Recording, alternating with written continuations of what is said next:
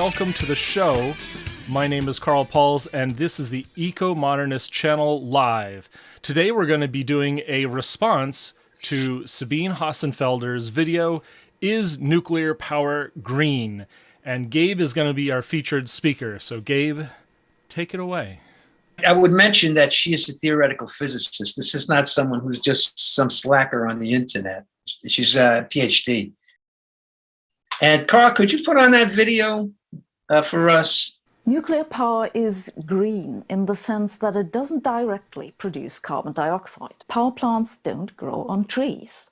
They have to be built from something by someone, and the materials that transport and the construction itself have a carbon footprint. In the scientific literature, the value that is typically used is somewhat higher than the IPCC median, about 60 to 70 grams of carbon dioxide per kilowatt hour.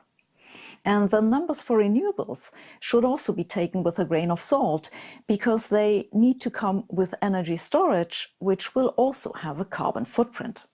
I think the message we can take away here is that either way you look at it, the carbon footprint of nuclear power is dramatically lower than that of fossil fuels and roughly comparable to some renewables. Exact numbers are hard to come by. The vast majority of nuclear power plants which are currently in operation work with uranium-235. At the moment, we use about 60,000 tons per year. The world resources are estimated to be about 8 million tons. This means if we were to increase nuclear power production by a factor of 10, then within 15 to 20 years, uranium mining would become too expensive to make economic sense. This was pretty much the conclusion of a paper that was published a few months ago by a group of researchers from Austria. They estimate that, optimistically, nuclear power from uranium-235 would save about 2% of global carbon dioxide emissions by 2040. That's not nothing, but it isn't going to fix climate change. There just isn't enough uranium on this planet. All right, if you keep that running, Carl, keep it running a little bit, because you're going to see some old friends of ours going to show up who are sources on this report. One is old Mr. Mark Z. Jacobson.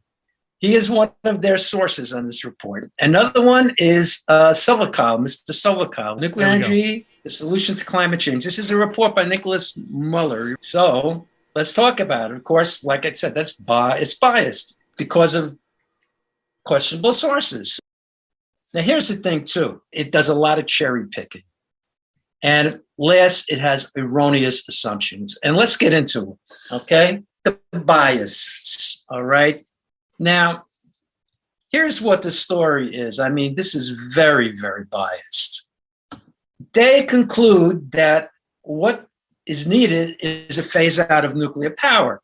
The reason being the drawbacks, which are the risk of a catastrophic accidents, proliferation, and radioactive wastes. Now, we've covered this extensively. There's no scientific basis, no basis in data or anything for any of this stuff. They're probably going by Mark Z as their source was telling them that's it. So moving on, let's talk about cherry picking. Now, of course, if uranium is getting to be less, or at least the best, the cheapest sources, just like in the years back, the oil was so easy to get out of the ground, and it won't be that true of uranium or anything. That includes lithium, for example. You can see this right now. Lithium prices rocket 500%. So if it does happen, it's not just going to happen with uranium alone. It's going to happen with everything. But is this a problem? And I'm going to take you back. This whole premise here is the underlying assumption: no technological progress. Everything is frozen in place technologically for 20 years is really the premise of that, because they're talking about present technology. Now, this goes back to the old Club of Rome assessment, where they did their report and they said, we're going to run out of copper. We should have run out of it completely already until they invented fiber optics, because they were going by all the telephones needed copper cable. And I believe you're all familiar with Paul Enrich, the guy who talked about famine in the 1980s. So we're talking about resource scarcity, really. So Enrich, that was his whole basis for his whole famine thing. And all of our resources just going to run out. Well, there was a business professor named Julian Simon who did a very famous bet. I don't know if you know the story. And he did it with Paul Enrich. He says, I'm going to lay you a bet. I'm going to bet you $10,000 that the cost of, I think it was 5 resources are going to go down in the next 10 years. So, and he let Enrich choose. So Paul Enrich chose chromium, nickel, and tungsten. And the bet was formalized in 1980. If it goes down, Mr. Simon gets the money. Well, he lost in all 5 commodities. So the next underlying assumption is the entire report only talks about mining. They mentioned reprocessing just once, and they didn't talk about it at all. That's not small potatoes. I mean, reprocessing used fuel to recover uranium saves the natural uranium and keeps it in the ground. Like it's not even there in the report. There are other methods of getting uranium. Now, I will say this, and we have to consider this, getting uranium, there's this infinite amount of uranium, literally on the planet, but getting to the good stuff or stuff that's cost effective as far as being economically viable, that's another thing. That's where they are plausible in a sense. You factor out the cherry picking. So we have seawater mining, extraction of minerals from seawater. It's more environmental than terrestrial mining, and seawater extraction doesn't have any tailings. And I'll show you the figures on this. They're projections. This is a work in progress. So it's a lot more expensive than nuclear power. Also, of course, you guys could talk a little bit about, because you know better than me, about nuclear so-called waste, which also is expensive because they're not mining. By the way, they're not doing that much reprocessing right now, nor are they doing this.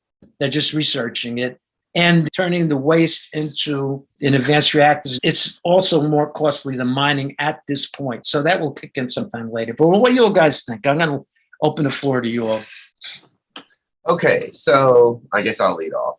Thorium is as omnipresent in Earth's crust as lead is. So you don't need anything fancy to transfer to that. Or you want to continue, Gabe? Well, no, just continue the video. The second big problem with nuclear power is that it's expensive. A medium-sized nuclear power plant currently costs about 5 to 10 billion US dollars, though large ones can cost up to 20 billion. Have a look at this figure from the World Nuclear Energy Status Report 2021. It shows what's called the levelized cost of energy in US dollar per megawatt hour. That's basically how much it costs to produce power over the entire lifetime of some technology, so not just the running cost, but including the production. As you can see, nuclear is the most expensive. It's even more expensive than coal, and at the moment roughly 5 times more expensive than solar or wind. If the current trend continues, the gap is going to get even wider. Yeah, so what do you all think? They're not completely wrong, but it ignores so much of the fact that, okay, why are these plants so expensive? It's like, okay, look at Bodil, $20+ billion. Why? Because we haven't built any in 30 years. It's the first of its kind in the United States. Most of the people who knew how to build reactors are retired or dead.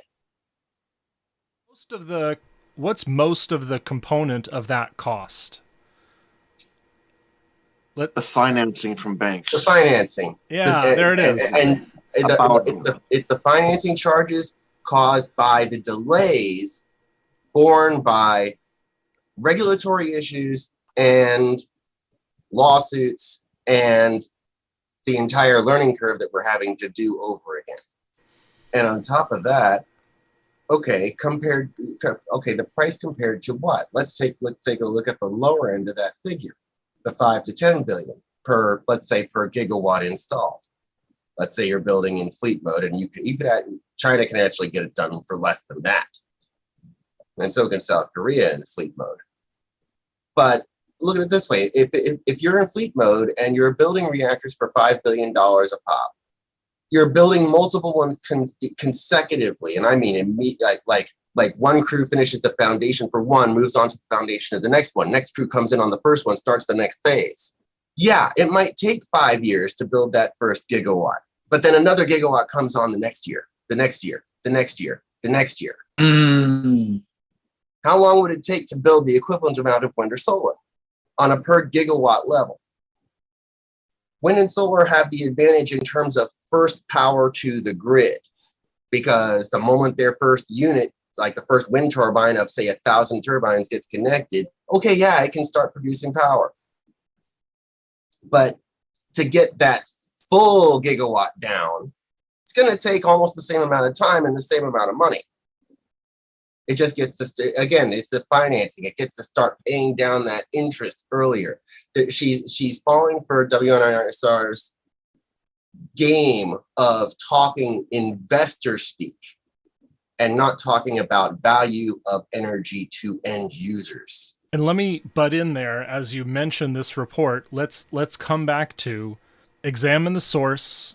If the source is problematic, maybe we should consult with an alternative source, with a competing source, so that you can get, both sides, as they say in the news business. World Nuclear Industry Status Report. Primary authors: Michael Schneider, Anthony Fragat, Julie Hazeman, Tadahiro Katsuta, Amory B. Levins, and Christian von Hirschhausen. So 2 of those names are awfully familiar to nuclear advocates. Emery Levins, he works for the fossil fuel industry. he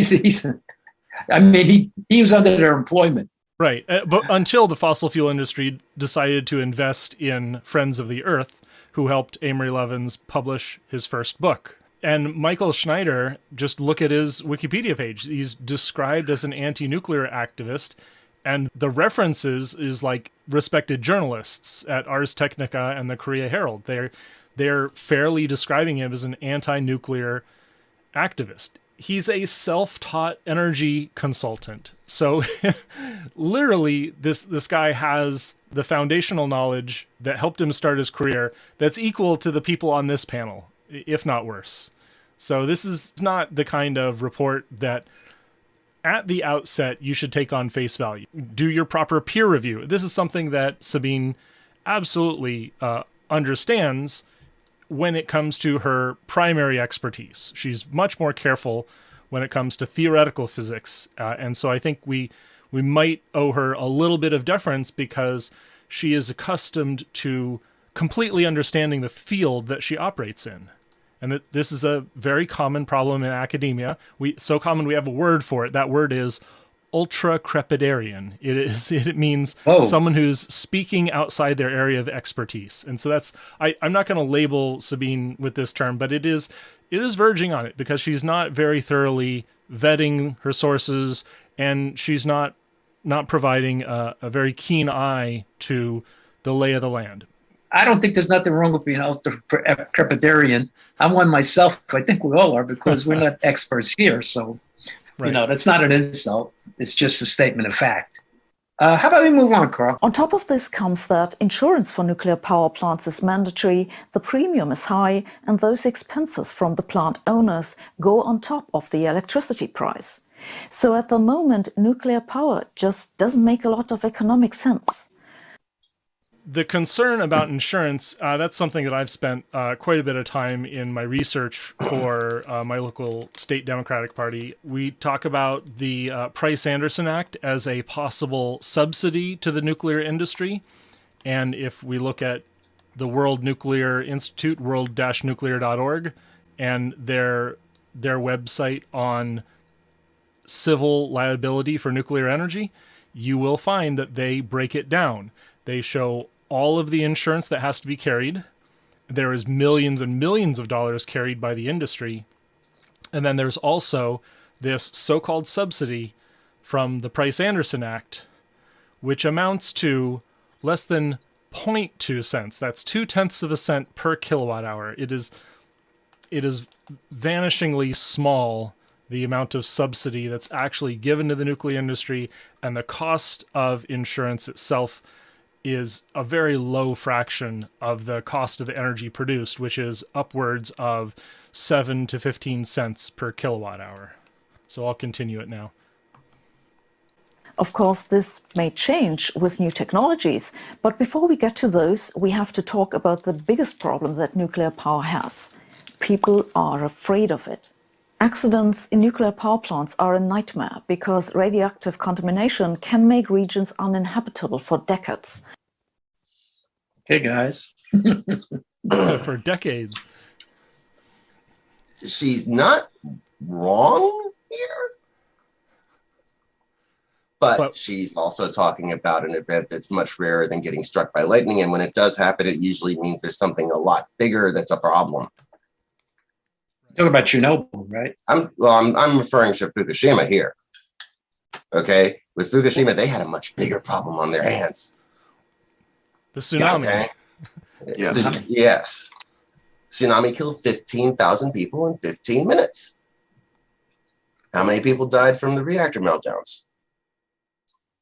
0.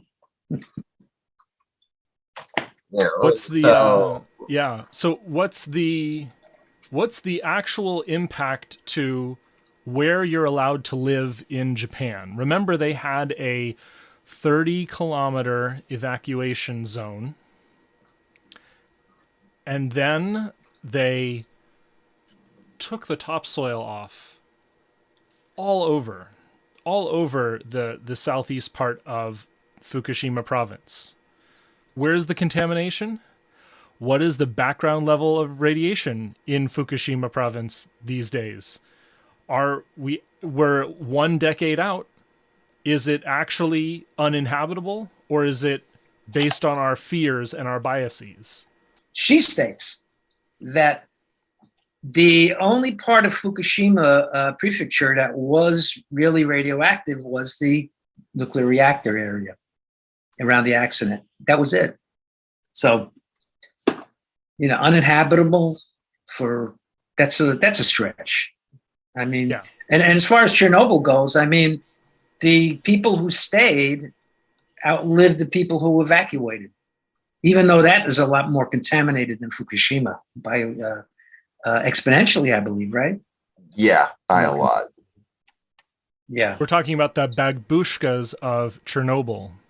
They famously that's a good movie, by the way. Yeah, they refused to leave.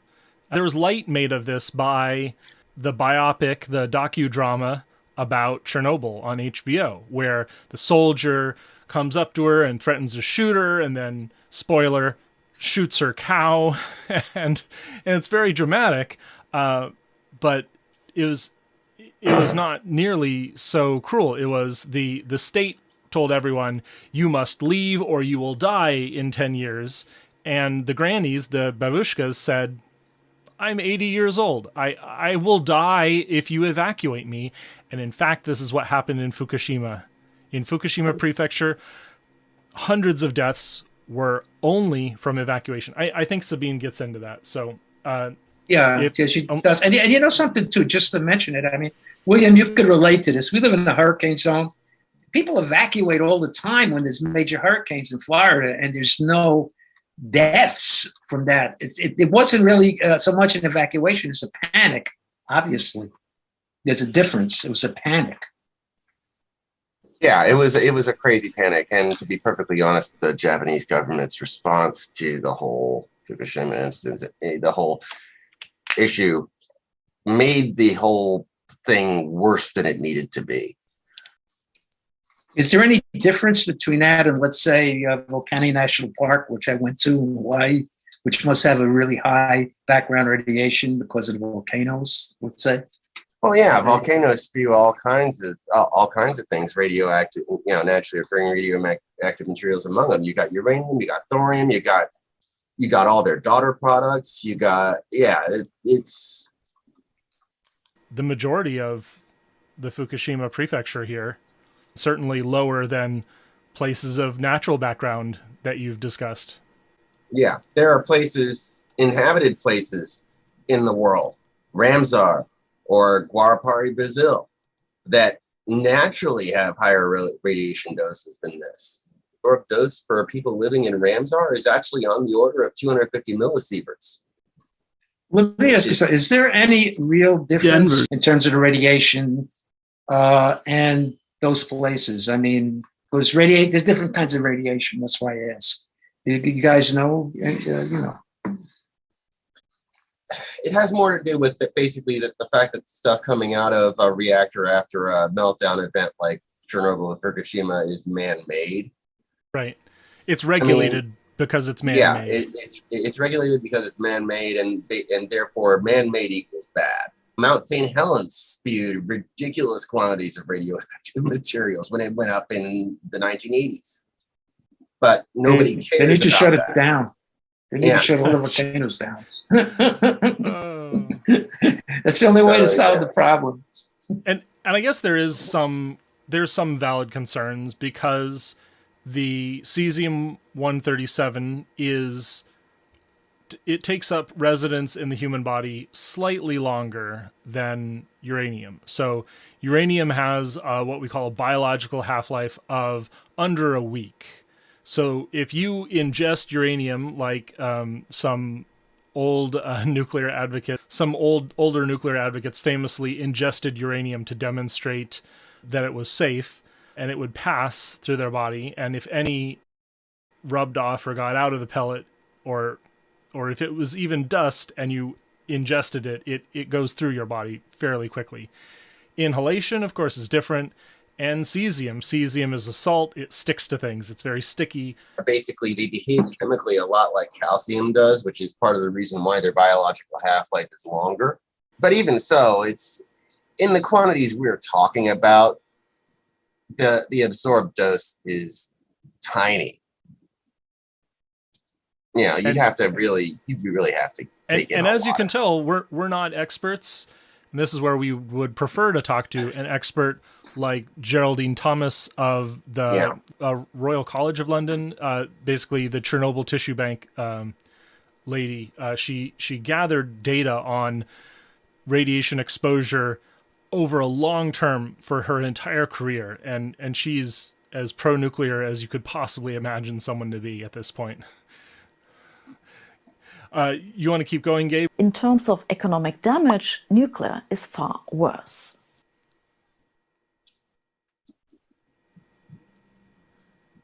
There it is in the bottom, in the middle. Sovacool. There's another name.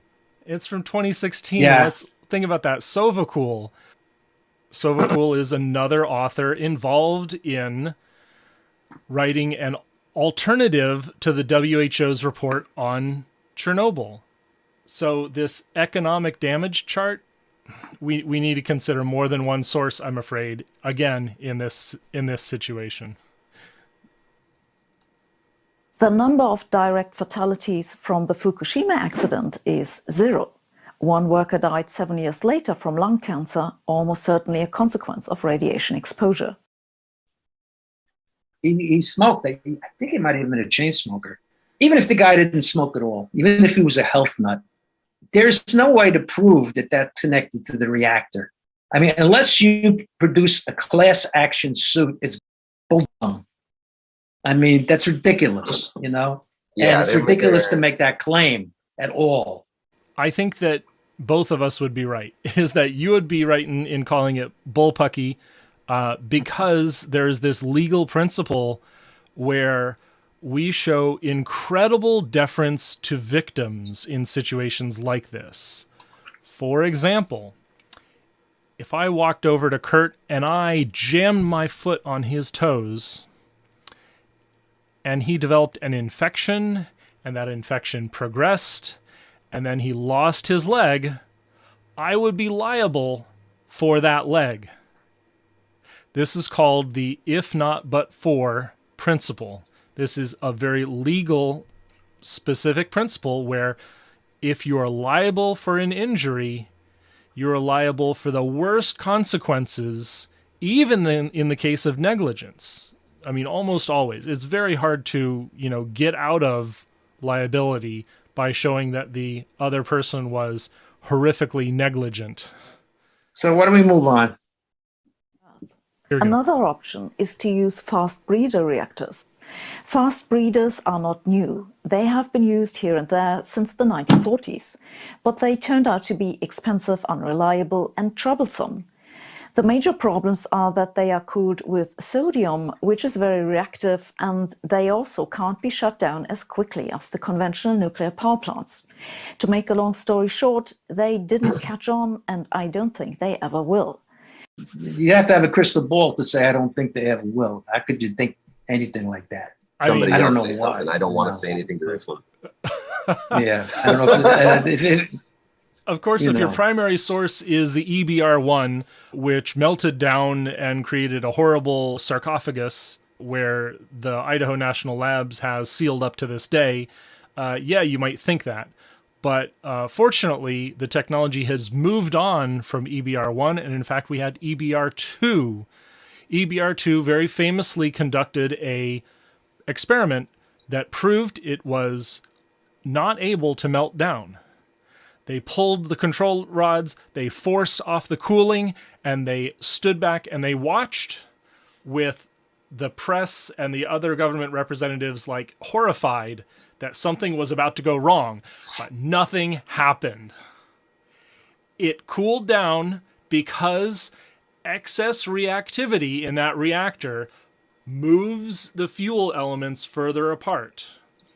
Because excess reactivity creates more heat moves particles apart. And so this problem of a meltdown is not an issue for the natrium reactor. There's no conceivable reason for the sodium-cooled fast breeder reactors to have to shut down because they can operate with no thermal loads. They can just sit there. Here we go. The biggest one is that the molten salt fuel is highly corrosive and quickly degrades the material meant to contain it.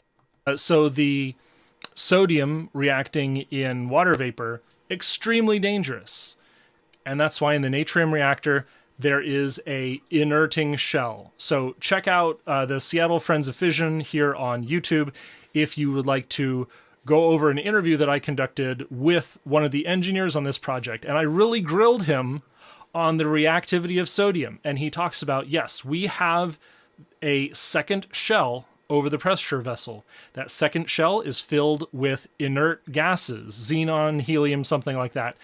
And so when that metallic sodium leaks out, if it ever does, it pushes out into this inert and cool atmosphere, and it, just like an MSR, it will solidify. So it's very hot metallic sodium that reaches normal Earth temperatures very quickly and solidifies, plugging the hole and not reacting because it's in an inert atmosphere. I'm going to chime in here and also say she's talking about liquid metal reactors, and confusing them with molten salts. And the molten salt corrosion issues, that's a materials compatibility issue that Oak Ridge pretty much had solved by 1975 after the program had been canceled. Do car engines last 70 years? As a general rule, no. Maybe we need to adopt a policy where we start actually expecting, okay, maybe we should only expect 20 years out of it, but we're continuously improving the design and the materials so that we eventually get to, yes, 100 years. And it's a simpler design too, so it's cheaper to build. I understand. And the other thing is that while she is correct about the basic corrosion problem, we've had companies working on this for decades. Companies like Copenhagen Atomic are creating valves that don't require as many moving parts. They don't require gaskets. They're magnetically sealed. They're friction sealed, and they're proving out ways of improving the process for a fluid-fueled reactor. We can solve problems like corrosion. It is absolutely possible, and both nuclear and concentrated solar have benefited from these technological problems being solved. And it always gets better, it seems. So It always gets better, but the issue, I suppose the issue I'm approaching it from is they're trying too hard for perfection, and perfection is the enemy of the good enough. You know, every journey starts with a first step. They're trying to start from the finish line. One thing quickly, I've repeatedly heard in person from nuclear people, as well as video from Oak Ridge, salts are not really corrosive unless you add moisture to them, unless you add water to them. Pure salts are not corrosive. There was experiment at Oak Ridge in the 60s or early 70s. And when they drained the salt out after running it for a period of time, can't remember if it was 6 years or a couple of months, but there was still chalk on the inside of the pressure vessel, or the reactor vessel, I should say. There's little or no pressure with molten salts in general. But yeah, the chalk that the workmen had used to write on the inside of that vessel was still there and still legible. They were worried more about like microfractures in the Hastelloy piping and stuff like that, which never really migrated past the outer surface layers. But again, it's like I said, it's they were trying to go for perfection and not have any of that. Mm-hmm. When all they could have simply said is, oh, we know it's going to have this kind of a fracture rate to this kind of a depth. Okay, every so many years we have to change out the piping. Perfection being the enemy of good enough. Let's move on. How much of a problem this is in practice is currently unclear. Molten salt reactors can be run with a number of different fuels. One of them is thorium. However, the problem is still that the technology is expensive. And the biggest hope of the nuclear industry is currently small modular reactors. But the big question is, will the economics work out in the end? This isn't at all clear, because making the reactors smaller may make them cheaper to manufacture, but they'll also produce less energy during their lifetime. All right. Remember what was the major component in LCOE? Interest. Finance. Interest, finance. So while the overnight construction cost for a SMR is going to be higher relative to the kilowatt hour output, its interest cost, its capital cost exactly, is going to be tiny in comparison, because they will start up from project inception to completion much faster than a gigawatt scale reactor. How is this possible? Build it in a factory, put it on a truck or a train, move it to the destination, and start running it. Just like a wind turbine, cough, cough. Exactly. And those are actually very, very difficult. Chris Bergen, you could speak on this. How long is that wind turbine load? Like, how many spotter cars? What kind of calculus do you have to do when you have a load that big? From what I've seen, they usually have one in front, one in back. Occasionally, if they have a really long component, they might have a highway patrolman with his lights flashing going right in front of them or behind them to make sure that people don't pass them. Yeah, they've got specially built trailers. They'll have a trailer on one end and then nothing connecting to the trailer on the back end. And yeah, that's because they're so long. But it can take a lot of work to move blades and other components. I see them all the time, the more the mid-sized ones, but the giant ones take extra care. So that gives us basically one of those huge turbine blades gives us maybe 5 megawatts of capacity, whereas an when SMR... the wind blows hard, when the wind blows at 30 miles an hour. Right, when it's at full capacity, 5. Most of the time, less than 2. The SMR, on the other hand, is going to give us 80 megawatts of electricity whenever we need it. Absolutely whenever you need it. Over 90%. In fact, I wouldn't be surprised if the first commercial scale reactor pack at UAMPS gives us 99% availability, because it is a matter of 2 to 3 days that you swap out one reactor core for the other. It's you pick it up, you put it in the cooling pond, and then you put the fresh one in and you start it up while the team takes 3-4 weeks to refuel the pressure vessel you just removed. It's absolutely amazing to consider the amount of capacity factor we're going to get out of these new SMRs. I'll go ahead and continue. A cautious example comes from the American company NuScale. They sit in Utah and have been in business since 2007. They were planning to build 12 small reactors with 60 megawatt by 2027. Their original cost estimate was about $4.2 billion. However, last year they announced they had to revise their estimate to $6.2 billion and said they'd need 3 years longer. I'm sorry, I got to pause it there.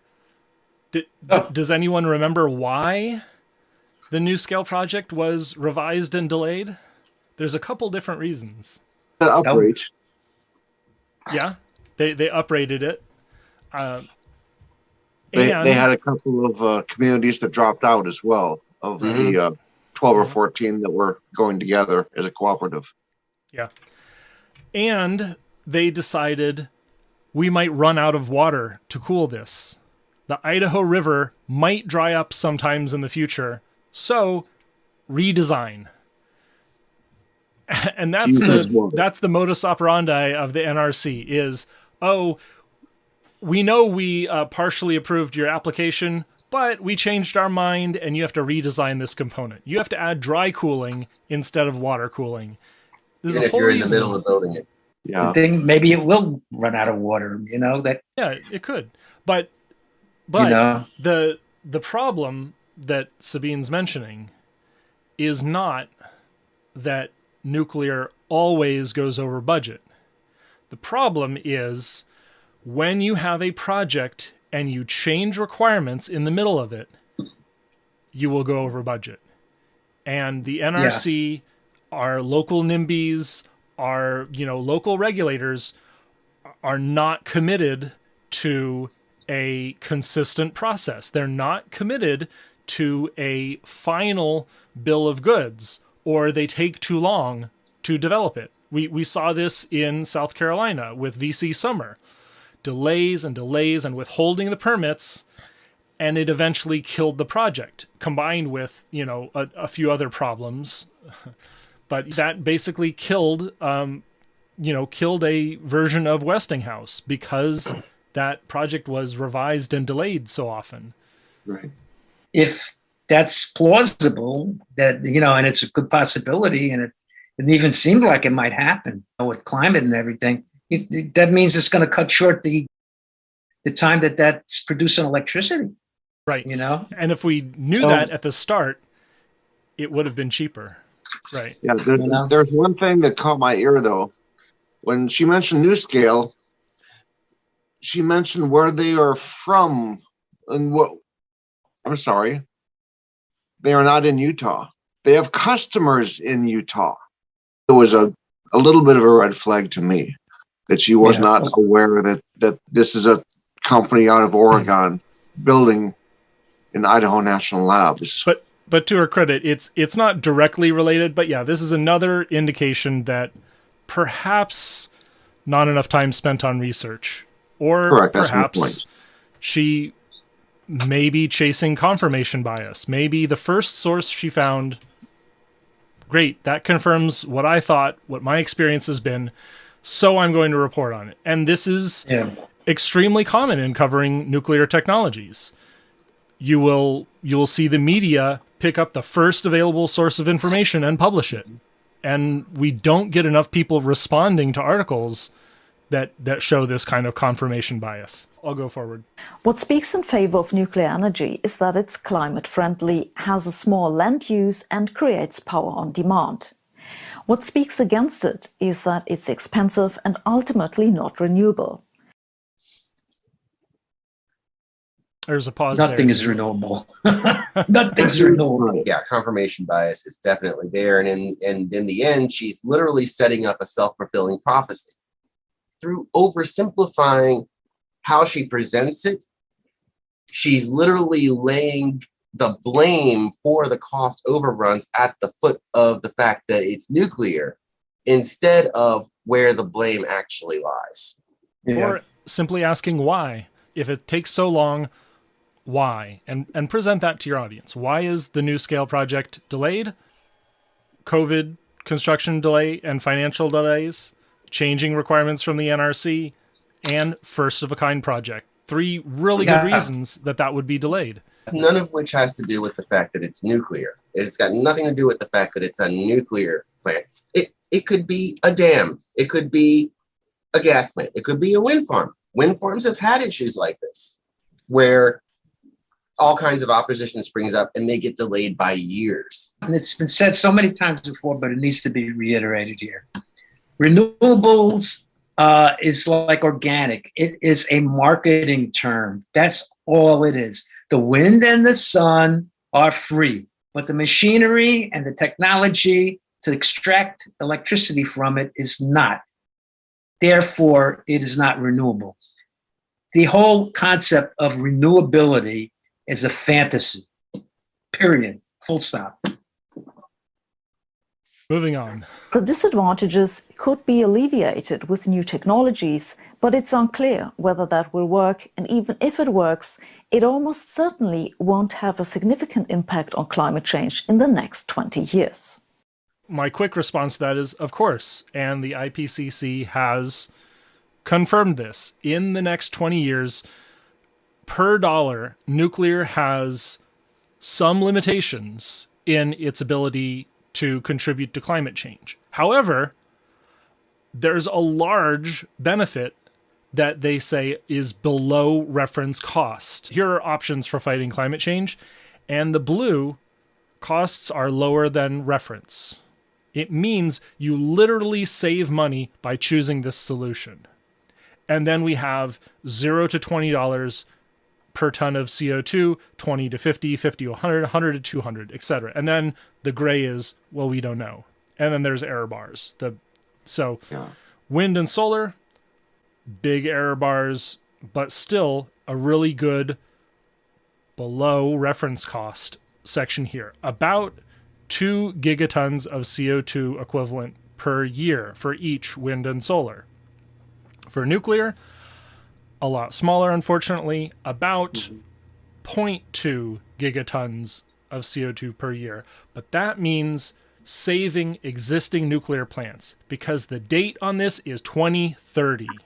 This is not 2040, this is not 2050, and this is where I would ask Sabine to recheck your references, recheck your sources, because if a nuclear plant could be finished in 3 to 10 years, it will absolutely have an effect on our 2040 emissions. And the IPCC has only ruled on its cost effectiveness by 2030. And we could still, at a social cost of carbon of $200 per gigaton, we could still add more. We could build SMRs. We could build new reactors, experimental reactors. And that's what this contribution represents, is high cost, but we're still doing everything we can. I'm going to keep moving. If someone isn't comfortable near a nuclear power plant, that affects their quality of life, and that can't just be dismissed. Has anyone lived near a nuclear plant? I live near 4. Wow. You must have a terrible quality of life. Is it like a radioactive wasteland? What's going on, William? More along the lines of everybody wants to move here and they're driving up the rent. Turkey Point. I think you're aware of this, William. They want that area to be clear in case of a meltdown and everything. But turns out they have development projects for condos and stuff like that going up right in that area right now. Yay, more sprawl. Okay, let me keep moving. So what did I learn from this? I learned that nuclear power has become economically even more unappealing than it already was 20 years ago. And it's not clear this will ever change. Personally, I would say that this development can be left to the market. Which goes by the next business quarter. And that's all that thinking could goes by the next business quarter, and she's perfectly happy if the playing field is tilted to make nuclear even more uneconomic, because it already has been. The other problem is that the market isn't deciding whether or not renewables are good or not. No. They get so many subsidies in many countries, and that's tilting the scales of the market away from nuclear. It's a massive distortion. The worst thing that could have been done for the market in Egypt at its time was the building of the pyramids. And it's the best investment they ever made. Markets, they're very short-sighted by definition. Yeah, markets are horrible at long-term development. One more step. What you think is the best strategy depends on local conditions. There is no globally right decision. If your country has abundant solar and wind power, it might not make much sense to invest in nuclear. Local conditions. Let's talk about that. All right. So this is a map that was taken from Peter Zihan, who is a prominent geopolitical analyst. Okay, this is the global wind potential. The idea is in the red. Now, let's go to the next one. Now, you can see the idea is in the red there. So going to the next one, combination wind and solar, it gets smaller, you notice, right? The ideal being in the turquoise. Now, by the way, the guy pointed out something very interesting. If you look in Northern Europe, in Germany, that's all, it's unsuitable. And what he said in this presentation was that what Germany did, it was actually by building wind panels as far north as they did, it was actually bad for the climate to produce them. It's a total wash. But anyhow, moving on, now we go to wind and solar within 1,000 miles of the city. Now, this is really the local conditions that we see on this map. And you can see in the circle is, that circle is where half the world's population lives in Asia. And what he says is that to get a combination of wind and solar, which makes it feasible to produce 100% renewable, maybe, that's only 5% of the people of the world who will be able to have that. Now, I would say, though, that if you have a lot of wind or a lot of solar, perhaps if you had something like natrium reactor, you need some kind of a base load. And we will continue with the video. If your country is at a high risk of earthquakes, then maybe nuclear power just poses too high a risk.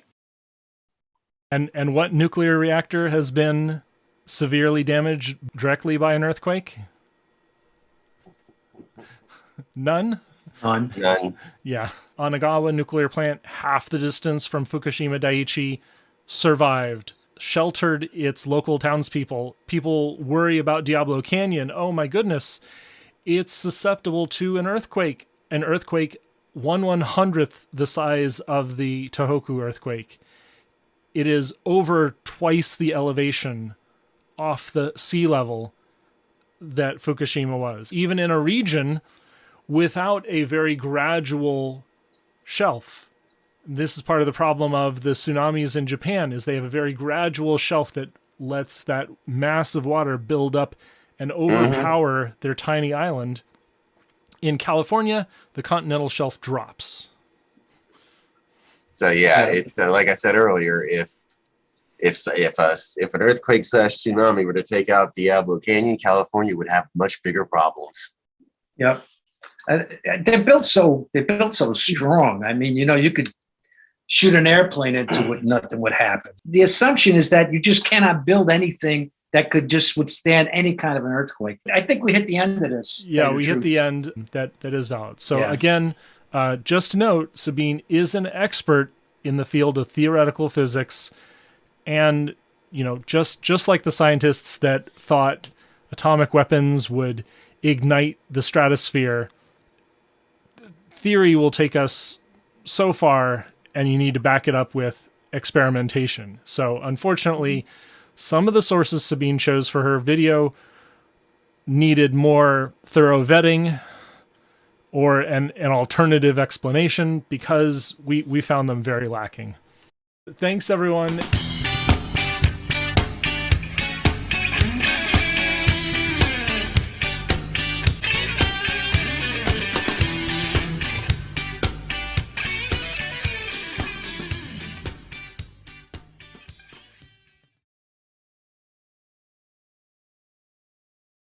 Please subscribe to us on YouTube, Ecomodernist channel.